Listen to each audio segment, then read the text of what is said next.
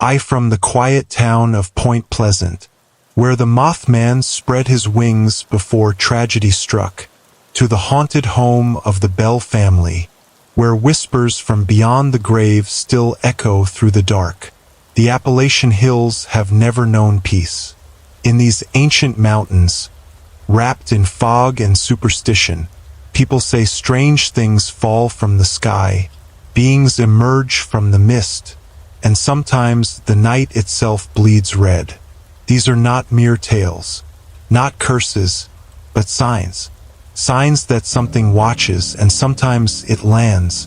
On the evening of September 12, 1952, in the small town of Flatwoods, West Virginia, 6 frightened townsfolk would come face to face with something not of this earth. This is the 3rd legend in our Appalachian series, the Flatwoods Monster. It was a warm Saturday evening in early fall.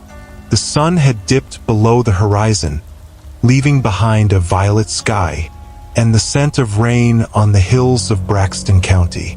2 brothers, Edward and Fred May, were outside playing football with their friend Tommy Heyer when something streaked across the heavens. A bright red fireball, tearing through the clouds. The boys froze. It wasn't like a meteor, it slowed down. The object seemed to descend in a controlled path, disappearing behind the tree line near a nearby farm. The air smelled faintly of sulfur.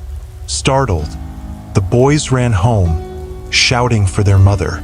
Kathleen May, a no-nonsense woman, first thought it was just a falling star. But when she saw the fear in her sons' faces, she knew this was something else entirely. Within minutes, Kathleen gathered a small search party. Her 2 sons, young Tommy, and a local National Guardsman named Eugene Gene Lemon, along with 2 of his friends. As night fell, they set off into the woods with flashlights and a family dog, following the trail toward the ridge where the fireball had vanished. The forest of Flatwoods was silent that night, too silent. Even the crickets had gone quiet. A low mist began to crawl across the ground, glowing faintly green beneath their flashlights. The dog pulled ahead, growling, then suddenly bolted down the path toward a clearing, before yelping in panic and fleeing back past the group, tail between its legs. Then came the sound, a long mechanical hiss, like steam under pressure, echoing through the trees. Gene raised his flashlight. The beam caught something metallic in the distance, a dull, crimson glow emanating from behind the trees. "There," he whispered. "That's where it landed." As they moved closer, they saw it, a large, egg-shaped craft, half buried in the soil, leaking green vapor into the air.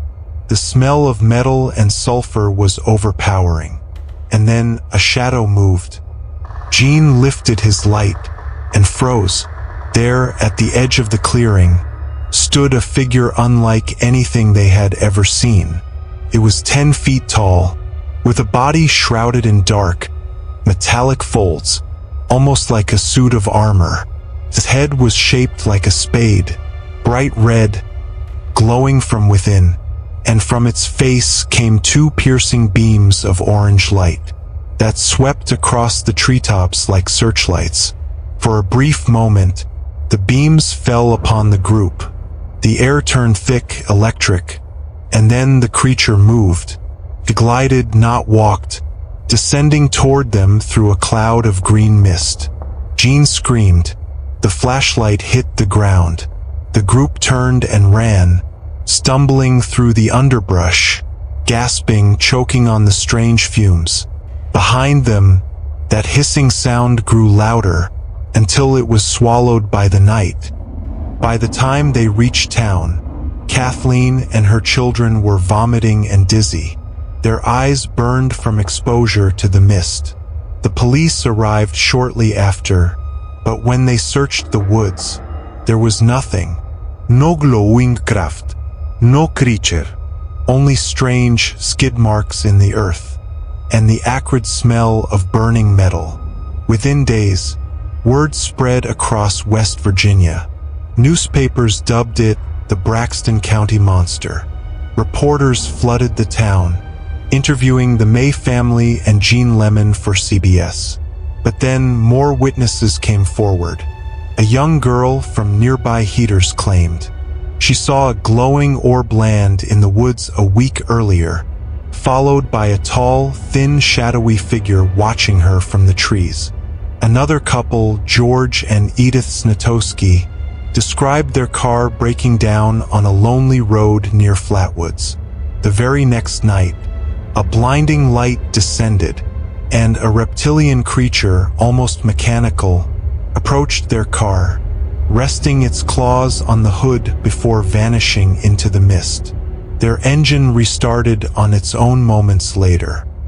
As with all great Appalachian tales, the truth remains hidden. Skeptics insist the creature was nothing more than a barn owl, its shadow distorted by flashlight beams and fear. Others claim it was a military experiment, a crashed prototype aircraft whose pilot was never found. Some even whisper that the government covered it up, that the U.S. Air Force recovered fragments of metal and shipped them quietly to Washington, erasing all records of the incident. Whatever it was, it never returned. No other sightings were ever reported. But like the Mothman and the Bell Witch, the Flatwoods Monster has become legend, immortalized in books, games, and the folklore of Appalachia.